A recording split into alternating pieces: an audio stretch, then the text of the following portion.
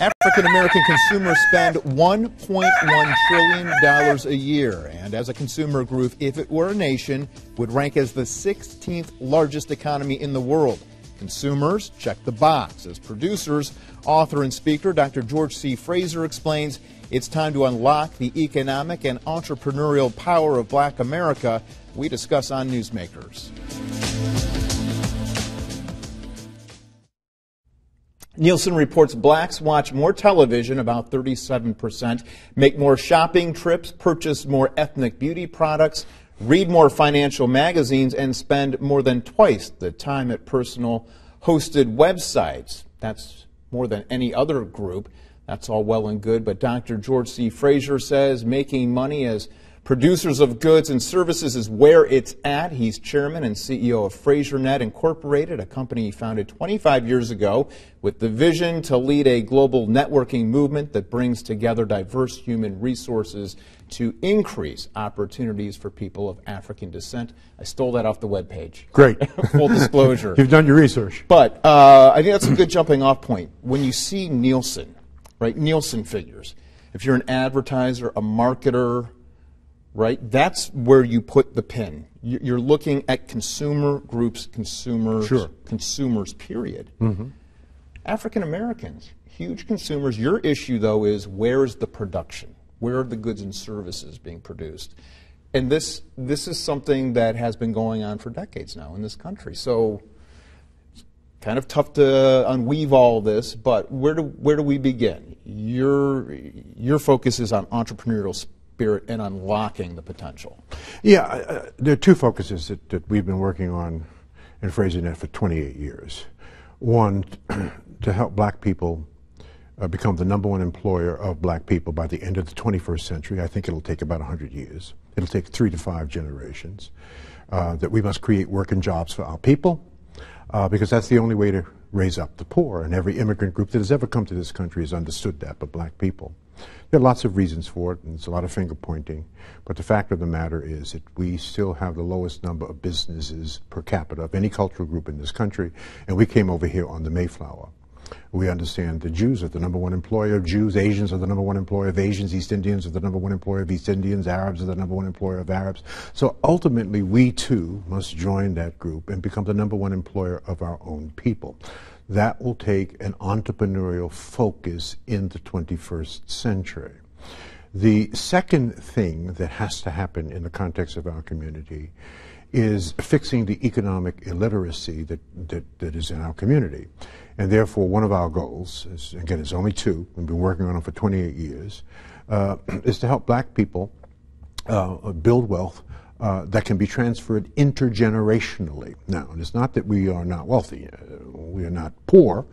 We're just broke. Our money goes in one direction away from us, and we're some of America's most conspicuous consumers. We're a $1.1 trillion economy, as you said in the opening.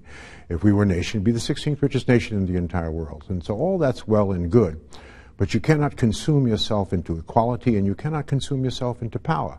We do not produce anything that we purchase, and we do not sell anything that we buy. We are a consumption culture. We are the consumption engines of America's economy, or one of the major consumption engines. And so that has to stop, that has to be fixed. And we have to recycle our dollars. I mean, our dollars are recycled. About 5% of our dollars are recycled in our own community. 95% goes outside of the community on any given month or any given week. And as I said in a speech I gave today, that we cannot blame white people for 95% of our problems and continue to give them 100% of our money. It just doesn't make any sense. We have to find ways not only to build and start businesses, and to think entrepreneurially so that we can employ our people, and so that we can fulfill a very, very important philosophy in a market-based democratic capitalistic society. And that is the only thing that matters ultimately at the end of the day is equity and ownership. Equity and ownership. And we don't own anything.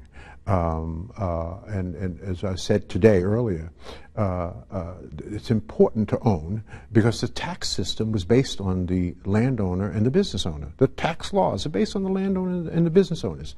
Why? Because landowners and business owners wrote the tax laws. So if we don't own homes, and we own the fewest number of homes per capita of any cultural group in this country, and again, we came over here on the Mayflower, and if we don't own businesses, and again, we own the fewest number of businesses per capita of any cultural group in this country, you cannot fully exploit the American tax system. The American tax system will exploit you, and it's one of the reasons Mitt Romney, when he ran for president, didn't want anybody to see his tax, his tax forms. Not that he did anything wrong, but because he's a big landowner and a business owner. He was able to exploit the American tax system, pay much smaller taxes. So all of these things are critically important as we move forward in the 21st century as black people. We have achieved freedom, civil rights, voting rights, and public access. Yes, we're still working on social justice. Yes, Black Lives Matter, make no mistake about that. But if Black Lives Matter, as I tell black people all the time, they have to matter to us too, right? Which means we have to stop killing each other. We have to make sure that less than 50% of our children are dropping out of high school. We have to make sure that 72% of our children are not born out of wedlock. So black lives have to matter to us as well. If we're going to preach that gospel, and it's a gospel that needs to be preached, then we have to practice what we preach. And that has to be the kind of hard conversation. This is hard conversation. This is what I call punch and catch. This is a whooping. I think our black community needs a whooping at this moment in time. But we can do this. We can fix this. We can turn it around. We are incredible people. We just have to adapt a new kind of consciousness and a neo-consciousness. And I talked about that consciousness today. Mm-hmm. A lot of what you do is you identify the positive building blocks. Mm-hmm. I mean, you talk about the truths, right? That's hard sometimes hard truth to digest. And yet there is this great history where there are these positive building blocks that you identify. Oh, yeah.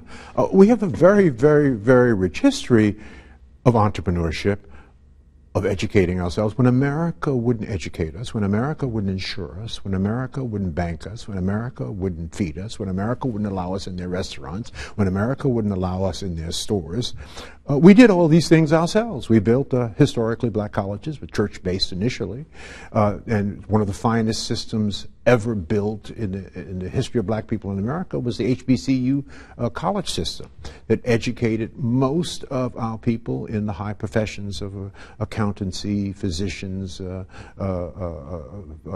pharmacy, doctors, lawyers, and so forth, engineers. It came from historically black colleges. So we're able and capable of doing it. We've had our Black Wall Streets. We've had communities where the economic base in that community was more robust and more effective and more successful than the economic base in the same community of where white people was doing their business. And so much so that we've had terrible stories about what happened to some of these cities that were burned down. These are stories that are not folklore, but actual stories and actual truth. So we have the ability to do these things, and we have the capacity to do these things if we put our mind to it. I just think that, let me just say this honestly, if the fish stinks, look to the head. I think we've been lacking the leadership. I think since Dr. King died, since Malcolm died, we have been lacking the leadership in our community. Our people need to be led, but I think we have to redefine leadership in black America. To be a leader in black America, you have to be awake and alert and dissatisfied at all times. Yes, we've come a long way, but we have much further to go. Therefore, a person like me who leads, I'm not happy, but I'm motivated by a positive anger directed towards positive change. So I've committed my life to doing everything I can to help our people see the light, to create a new kind of consciousness in our community. I'm 70 years old. I grew, born 1945. I grew up in the 50s and 60s. I grew up with Malcolm X in one ear, Dr. King in the other ear, and Smokey Robinson writing the lyrics for my music instead of Little Wayne. You ever compare the lyrics of Little Wayne to Smokey Robinson? Gil Scott-Heron was saying the revolution wouldn't be televised. James Brown was singing, Say It Loud, I'm Black and I'm Proud. Stokely Carmichael, for the first time in the history of Africans in America, put the word black and power together. We were wearing dashikis in Africa. We had a consciousness about us. That consciousness has dissipated. And so we now need a new kind of consciousness, and that has to be spoken into our people, has to be spoken into us. We learn differently. We are oral, visual, tactile, and kinesthetic people.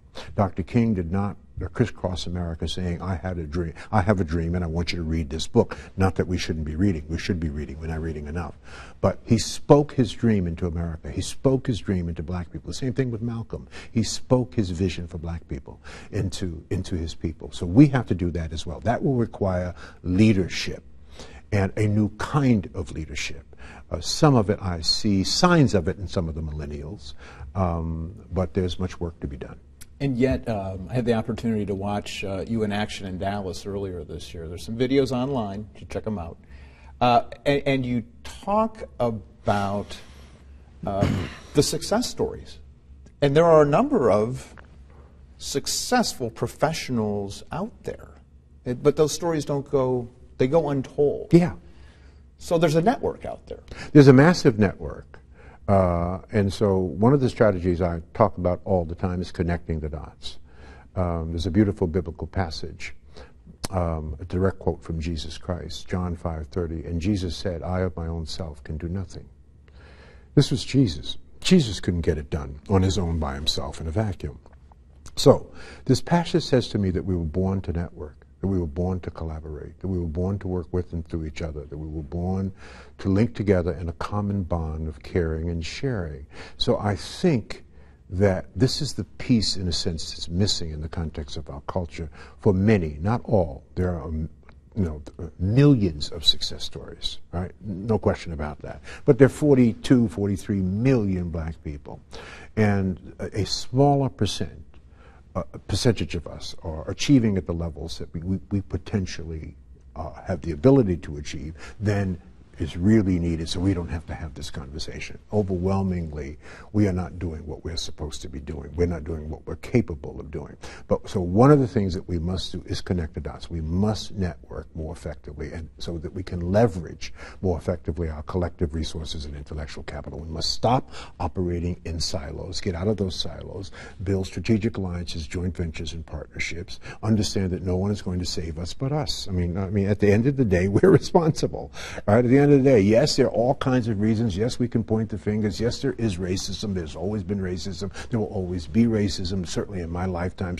Maybe someday it might dissipate to an extent that we won't notice it, but I'm not betting on that, and neither are my children. So at the end of the day, we're responsible. So there's much that we can do. And there's much that many are doing, but not enough are doing. That's the most important thing. But there are models. I just finished a book with Les Brown called Mission Unstoppable, Extraordinary Stories of Failures, Blessings, right? 31 other African Americans who failed along the way, but had the resilience, had the grit, had the initiative, had the tenacity to come back. That's what really life is about. James Baldwin said it beautifully. James Baldwin said, we're born, we suffer, and that we die, right? And what he was really saying is, we will all suffer. We will all stumble. We will all make mistakes. Things will go wrong. There's no exceptions to this rule. Jesus was crucified, right? It's what you do when you suffer. It's how you come back. It's how you bounce back. It's the resiliency. It's how you deal with pain, the pain of one's life. And so black people are not without suffering. Of course we have suffered, no question about that. We're continuing to suffer. But it's what do we do? How do we come back from that? How do we punch our way out of this bag? And that responsibility, I believe, lies on each and every one of us. And each and every one of us has models and has examples. I'm not a statistic of one. All of my, the friends that I hang with are not statistics of one. There are many examples of what to do, how to do it, where to do it. There are many of us that can coach and can mentor. We put on a conference. There's the African American Chamber right here in Grand Rapids, who do an incredible job of mentoring, coaching, training, encouraging black people to do more, and to be better, to think entrepreneurial, to start and to build businesses. Yes, buy black, but sell to anybody, right? That's really how we had to think. Yes, buy black if you're black, but sell to anybody. Create a product or service that you can sell to anyone, and stop doing all the buying. It's another mantra, another little thing that we're talking about at the African American Chamber, is stop doing all the buying. Right? Sell something, quarter time, part time, full time. If you bake cookies, put them in a box, put your name on it and sell it to somebody. If you live on a farm, take the manure, put it in a bag, right? Put your name on it and sell it to somebody. You can be an entrepreneur, but stop doing all the buying. And once we begin and understand the idea that selling creates revenue, selling recycles dollars, selling helps us to start and to think about business in the right kind of way, we will climb out of this hole that we are in at this moment in time. Remember, it's just this moment in time. And I have confidence that many more blacks will see this as a way out. I speak about it, I talk about it, I train on it, and there's unlimited opportunity in this country. This is a great country. I mean, make no mistake about it. I've traveled every place that black people have been dispersed. I've been to South Africa, East Africa, Central Africa, North Africa, West Africa, all over South America, and all over the Caribbean. And there are no black people in the entire world doing better than we are, quite frankly. We are the beacon of hope for every single person of African descent. In fact, everybody looks to us. So we're the models. And so I'm optimistic, but at the same time, I think we need to have a very, very dark, what I call a dark closet inventory, speak hard to our people, and make them do the right thing. And many see this, and the rest we will just have to bring along. Networking, connecting the dots. We have a video, it's a visual here. Take a look. I prepared a chart. And this is a chart that I think says in another way what he so profoundly provided us today. This chart to me represents beautiful, educated, moneyed black people all over America. It could represent black organizations, it could represent black churches, it could represent black social and civic organizations. And what you will notice about these beautiful black people all over America is that everybody is doing their own thing, caught up in a Eurocentric value of rugged individualism, having forgotten that it takes a village to raise a child. There is no power here, brothers and sisters. There is no power here. Power is most effective concentrated. You can take a 55-gallon drum of water, spill it over, it will disperse, find its own level, and eventually evaporate. You can take that same 55-gallon drum of water, put it under pressure, put a lid on it, put a hose in it, put a nozzle on the end of that hose, and it can cut concrete. There is no power with us being disconnected. See, there's nothing wrong with dispersion. I live in Cleveland, you live in Atlanta. We have folk in the Caribbean, we have folk in Africa. That's dispersion. That's okay, but we do not have to be disconnected. We are a disconnected people. We are powerless in disconnection. This is where all the power is. You see? This is where all the power is. Whether you are at the center of your own network or a part of someone else's network, this is where the power is. There's a beautiful African proverb that says, when spiders unite, they can tie up a lion. When we connect, because we are disconnected, we're disconnected from those of like mind. We're disconnected from the best practices in our community. I don't care what it is that you want to do, what profession you want to engage in, what business you want to get into. I can introduce you to brothers and sisters all over America they are doing it to death. You just don't know who they are. You are disconnected from them. There is no power in disconnection. Okay? When we connect, we prevent interlopers from coming into our communities and taking and destroying at will. All right, George. Try to open up the Booker T. Washington delicatessen in Chinatown and see what happens. So we must connect.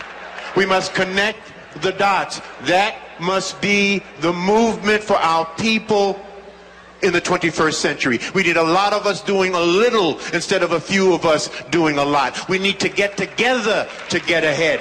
That is why we must network. So the Chinatown Booker T. Washington delicatessen. Yeah, try to open up one of those in Chinatown, see what happens. But there's that message there, right? Yeah. It has to make sense. It has to fit. Yeah, that's right. That's right. We have to figure out, and I think in many cities and in many ways we are figuring it out. I think you start small. I think everything starts small. I think inch by inch, it's a cinch by the yard, it's hard. So you start small. So for example, in Grand Rapids, you find a corner, you find a project that's culturally specific, and you write down a plan, and you work on that corner. So whether that corner is, I mean, let's say the concentrated African American community in Grand Rapids, let's say it's 2 square miles. Well, you don't attack 2 square miles. You attacked maybe a square block, right? And you say in this square block we want to create a strip mall with 12 or 15 new units. We want to find just the right kind of businesses. We want to find just the right kind of African American owners. These are the services that we need in this 1 square block or this 1 square mile. And you begin there. And this is what we've seen in small communities that have taken on the responsibility of moving their community forward by strategically cordoning off that community, looking at specific needs of that community, addressing that particular need, succeeding in that need, and then leveraging from that and as a sort of a stair-step approach. So the metaphor would be to succeed, let us pretend that we're looking at a staircase. At the top of the staircase is one's vision. It's what you want to achieve. You want to get to the top of the staircase. At the bottom of the staircase, you are standing. Now, if you try to climb the stairs looking up at your dream and vision, you're going to stumble. There's no way you're going to climb those stairs looking up. You're going to climb those stairs looking down. So you're standing in front of the first step. So the first thing to do is to climb up on top of the first step. First things first, second things never, right? Get on the first step. And then the second step becomes the first step. So it's a step-by-step approach. But I think it has to be economic based. We have the spiritual base, you know, I mean, every church corner, every corner in Black America has a church. So I think we're spiritually solid. So we now have to get the economic base correct, which is businesses, which is self-employment of Black people. And we do it corner by corner, inch by inch. But we have to have the mindset to do that. We just don't have the mindset to do that. We have a mindset that I was raised on, which is to get a good education and to get a good job. That's really what my father and my parents wanted for their 11 children. Why? Because they couldn't get a good education and get a good job as a Black man coming to America from the Caribbean in the early 1900s. So that's what they wanted for their children. But that's not what I've taught my children. I have 2 sons. I've taught them to get a good education and to create a job. Create a job for themselves first, and then create a job for their children. And then if God gives them the power and the glory, create working jobs for our people, right? So that's sequential. So I'm now in the 3rd generation of my family. So it's me, my sons, who I've preached that gospel to, and now my grandchildren, who we're preaching that gospel to. And over time, this will change. That's why I keep saying to Black people, this is going to take time. This is a 100-year project. This is a process. This is not a program. We didn't get this way overnight. We're not going to solve it overnight. But we have to start it, and then we have to pass the baton. Then we have to build succession. We have to build infrastructure. And each generation has to see some incremental progress. That's exactly how we got free. It took 250 years to free ourselves. It took 12 generations. It took 100 years for civil rights, voting rights, and public access. It didn't just happen 1864 to 1964. It took 100 years, right? So what we're talking about, what I'm talking about, economic development, wealth creation, closing the income and wealth gap, must be the new moral imperative for our people, but that will take time. And we're the elders. We have to show the way. We have to be the model. We have to model the behavior that we expect from our people, then pass it on to our children. In the last minute here, this is probably the first time I'm previewing a book. You're writing a new book that will be released next year, correct? Mm-hmm. Mm-hmm. A Black Manifesto? The Black Manifesto. Boy, that's right, the Black Manifesto. Essential knowledge for people of African descent. Me and 6 other elders. Let's call myself an elder. Anybody 70 years or more, right, is an elder. Yeah, that book will be coming out next year. And it's what we have learned in our 70 years or 3 generations of living, 4 generations of living, what we've learned to pass that knowledge on to succeeding generations. A Black Manifesto. Much of what we've just talked about will be included in that manifesto. But condensed and ready to roll. Condensed and easy to read, very small book, pocket book, really. Great. Dr. George C. Fraser, thank you so much. Thank you. I appreciate you. You're welcome. And thank you for joining us. We'll see you next week.